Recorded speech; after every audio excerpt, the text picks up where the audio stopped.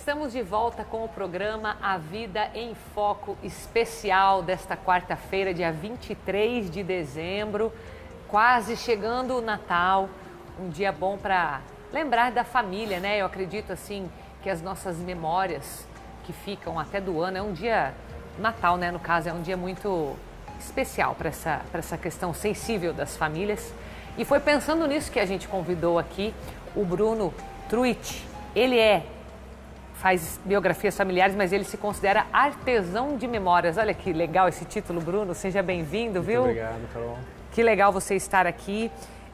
Eu sei que eu conheço o seu trabalho, né? Sei que você, como um artesão de memórias, você faz a biografia de pessoas comuns, não é isso? Isso, exatamente. Me fala um pouquinho de como que é feito esse teu trabalho e depois eu quero saber um pouco das tuas experiências. Mas me conta como é feito o trabalho dessas biografias. Basicamente é feito por meio de entrevistas filmadas. Tá. Então, boa parte dos narradores dos meus trabalhos, digamos, involuntária. São os filhos ou os netos dessas pessoas que veem a importância de registrar essa história, né? Uhum. Então eu vou até a pessoa, ligo uma câmera e começo uma conversa como essa que a gente está tendo agora, informal.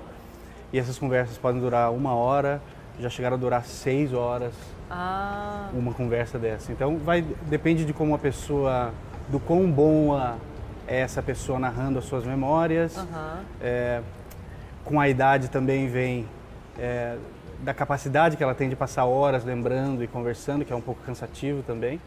Mas são conversas filmadas que depois são transpostas para o papel e transformadas em relatos em primeira pessoa, de forma que quando você leia, por exemplo, a sua própria biografia, ou a biografia de uma avó sua, por exemplo, você leia a história dela nas próprias palavras dela. Meu nome é Maria, eu nasci em tal lugar, em tal data, e essa é a minha história. Então você tem uma oportunidade eterna, perpétua, de ter essa conversa com essa pessoa, né? Do pneu do carro naquela lama, aquela água grossa assim, e tinha que beber porque estava morrendo de sede. A sede é coisa terrível. O trabalho do artesão de memórias é registrar as histórias e as lembranças das pessoas e transformar essas histórias em livros, em obras literárias, para que essa riqueza de informação não se perca no futuro, para que se tenha um registro disso para sempre, né? No tempo de guerra, né? Daí anoitecer, daí vieram sempre os aviões de Inglaterra e de França para bombardear a Alemanha. E nós, como criança, estávamos no porão pensando, nós estamos salvos, né? E daí pensava, tomara que eles vêm depois da meia-noite. Daí a gente não precisava 8 horas na escola, só mais tarde. O que me motivou a trabalhar com isso, a realizar esse trabalho, foi um senso de urgência, talvez. Começou com um sentimento que eu tinha de descobrir as histórias e como era a vida dos meus próprios familiares, inicialmente. E entrando nesse universo, eu comecei a entender a importância de se ter esse registro.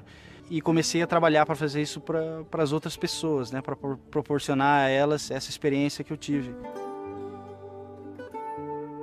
Esse trabalho é feito através de entrevistas que eu conduzo com a pessoa, nas quais eu tento capturar o máximo de coisas que ela tenha para contar. Desde lembranças que ela guarda, por exemplo, de pais e avós, de pessoas que já não existem mais, né? Até memórias das próprias experiências delas.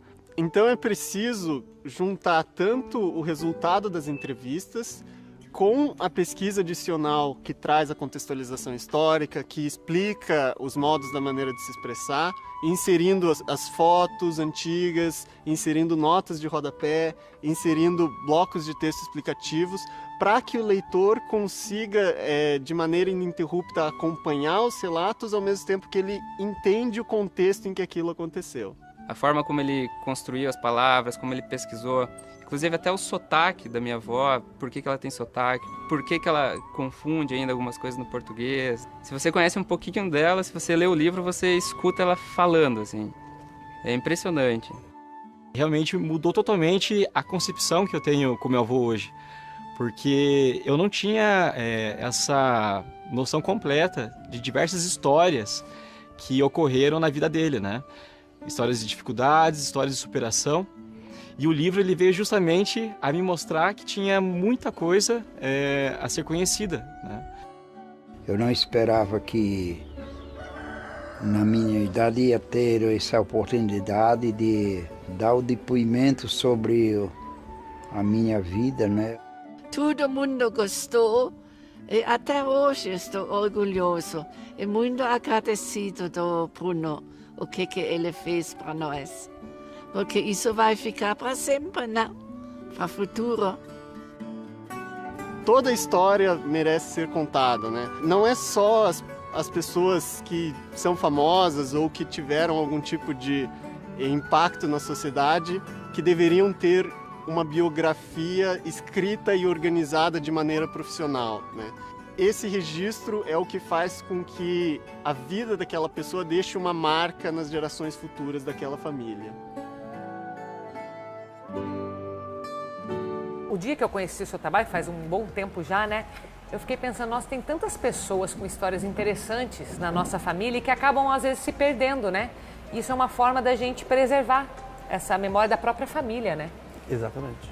E quando você vai para essas conversas, assim, na parte mais prática mesmo da coisa, eu fico pensando, né? É difícil a gente fazer uma linha do tempo da nossa vida, né? Se eu com 38 anos tenho essa dificuldade, imagino que quando eu tiver 60, 70 vai ser um pouco mais difícil, espero que não, mas de repente, né? E como que você faz, então, para tirar das pessoas essas memórias de forma que depois isso se torne uma história nesse livro? Esse trabalho de lembrar é um pouco caótico. A pessoa, enquanto está lembrando de algo da infância, lembra algo que aconteceu ontem. E aí esse trabalho de organizar... Misturado, né? Ela vai jogando misturado, ali. Tudo misturado. E algumas pessoas fazem isso de uma forma um pouco mais organizada e outras uma bagunça mesmo. E depois o trabalho é você sentar e organizar a espinha dorsal dessa história. E aí isso, obviamente, dá mais trabalho em pessoas que organizam as ideias de uma forma um pouco mais confusa e dá muito menos trabalho uma pessoa que senta e dá uma palestra para mim, que acontece às vezes, né? Algumas pessoas muito com esse dom da oratória e tal. O meu trabalho depois é basicamente botar no papel. Mas eu diria que o maior desafio é o que você falou, é organizar essas histórias de forma que no livro elas tenham uma linha contínua, que respeite um pouco a cronologia, mas também o fluxo de ideias, né? Legal. Bom, agora que a gente já falou um pouco do seu trabalho, eu queria saber como é que as pessoas se sentem quando você chega lá, né, e descobrem que vai ser feito um livro da vida delas, né, que elas vão transformar aquilo que muitos avós, eu acredito, né, devem ter guardado assim, nossa, eu vou conseguir passar isso, né, adiante, o que eu aprendi na minha vida e tal. Como que é a sensação? Você se lembra de algum caso específico, assim, uma reação dessas pessoas? Eu acho que todos, Carol, todos têm uma reação muito boa no fim do processo. Quando acabou de filmar, tipo... Quando a gente entrega o livro. Quando tá com o livro na mão, tá. Com o livro na mão, nunca tive uma surpresa ruim. Todos se emocionam, todo mundo vê ali Eu brinco com esse paralelo que me ocorreu um tempo atrás, quando eu conversava com um amigo meu. É como você engarrafar a história de uma pessoa, né? Eu fazia esse paralelo com o vinho. Então, dá para fazer essa comparação de uma maneira muito legal. As vinhas são como as pessoas, né? Que têm a sua carga genética e são como são. Aí o terroir, que dizem os entendidos, o clima, o solo, a chuva, o vento, o sol, é o ambiente em que a gente cresce e se desenvolve, né? Alguns em ambientes mais inóspitos, outros em ambientes mais fáceis. E isso reflete na uva que a gente dá, ou seja, nas nossas histórias, nas nossas experiências de vida. Essas uvas, no fim, elas estão lá, a gente cria isso, essas experiências de vida. Se ninguém as colhe, elas caem no chão e em pouco tempo é como se elas nunca tivessem existido. Assim são as memórias também, né? Tem muitas pessoas que têm uma história para contar, a gente vê na rua, tanta gente morando na rua que tem histórias interessantíssimas e construtivas, mas ninguém nunca tem essa ideia de conversar com elas. E são como essas uvas que se malogram no chão e que se perdem. Mas se você colhe essas uvas e faz o suco delas, aí é como alguém que conversa com uma pessoa e ouve essa história. Mas em pouco tempo esse suco se estraga, porque a nossa memória também se vai, né? Sim, se vai. Muitas vezes eu faço uma entrevista hoje, semana que vem eu estou transcrevendo essa mesma entrevista e metade das coisas me parecem novidade. Nossa, não lembrava disso. Agora, se você engarrafa de uma maneira bem feita esse suco, ele vira um vinho que dura décadas e séculos, né? Alguns. Então, esses livros, da mesma forma, vão ganhando valor para a própria pessoa e para a própria família, ou para a empresa, ou para o município, para o qual a gente também faz esses trabalhos, com o tempo, né? Com o tempo, isso aqui, os narradores se vão, naturalmente, e a história deles fica perpetuada para sempre, tanto para esse valor sentimental, quanto para a própria consulta mesmo, né? Legal. A gente está fazendo um trabalho, concluímos o primeiro, vamos começar o segundo, no município de Fernandes Pinheiro, que é um município recente no interior do Paraná, e nós fizemos esse trabalho com 10 moradores bem velhinhos, com exceção de um ou dois, são todos bem velhinhos. Alguns deles morreram durante o trabalho, tendo nós já, felizmente, feito as entrevistas, e essas histórias estão aí, né? E vão ganhar valor conforme o tempo passa, porque essas pessoas já se foram, mas as histórias delas estão, digamos, engarrafadas. E tem alguma dessas histórias que você se lembra, assim, e que te marcou? Todas de alguma forma, Carol. Tem essa história aqui, por exemplo, do José Alves Pereira, que é um grande amigo meu, que é um trabalho paralelo que a gente fez quando eu comecei a trabalhar com isso profissionalmente. É um vendedor de doces que está no campus de Ciências Agrárias da UFPR passou 52 anos lá. Se aposentou agora recentemente aos 92. Nossa! E ele tinha uma história muito interessante, eu matei muita aula conversando com ele lá no meu tempo de faculdade e decidi fazer esse trabalho, esse livro com ele. E a renda desses 1000 livros que nós imprimimos na época foi toda para uma poupança que a gente fez para ele e tal. E ele tem uma história da própria experiência muito interessante. Nasceu no Cariri cearense e enfrentou todos os tipos de dificuldades que a gente pode imaginar, algumas que a gente não poderia imaginar. E com 92 anos ele se sentiu pronto para se aposentar, para parar. E ele está lá agora. Com 92 que ele foi se sentir pronto, olha só. Isso. Um cara pequenininho, mas com uma força mental e física muito grande. Então esse tem uma história muito fascinante da própria experiência. Mas se eu sentar com você e conversar com você sobre não só a sua vida, mas as histórias que você traz, das suas experiências, de pessoas que você conheceu, dos seus pais, dos seus avós, também vem porque acaba vindo, né? Vem as histórias das minhas memórias de outros junto, né? Exatamente. E daí eu nunca tive essa experiência de fazer uma história em que no fim do processo eu falasse, poxa, essa não me acrescentou em nada. Todas as histórias, todas as pessoas, todo mundo que está aqui, se sentar e tiver a oportunidade de contar a história, nos surpreende com fatos e memórias mais interessantes, às vezes, do que coisas que a gente lê em biografias de pessoas famosas, sabe? Sim.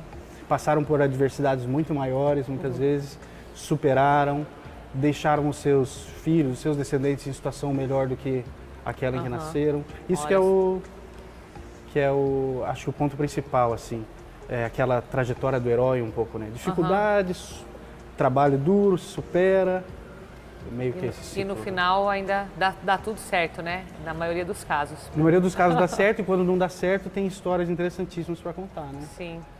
Que legal. E as pessoas geralmente, quando decidem fazer uma memória de alguém da família, elas podem fazer um único exemplar para presentear, elas podem...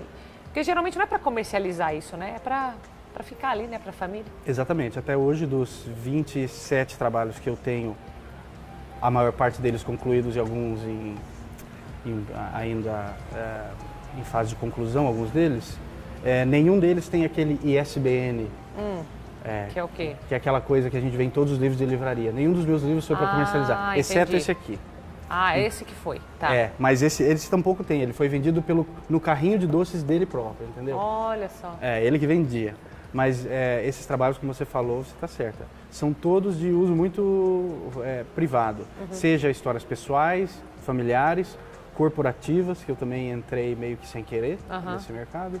E, por exemplo, agora esse do município também é uma que foi pública, né? Que vai se fazer muitas cópias para preservação da história local. Mas, em geral, são coisas bem privadas, porque a pessoa quando conta uma história dessa, Carol, ela em 2 minutos esquece a câmera, tá ligada? Ela tá na sala da casa e já dela. relaxa.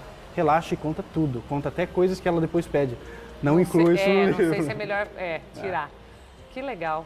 Nossa, deve ser muito gratificante fazer esse trabalho, né?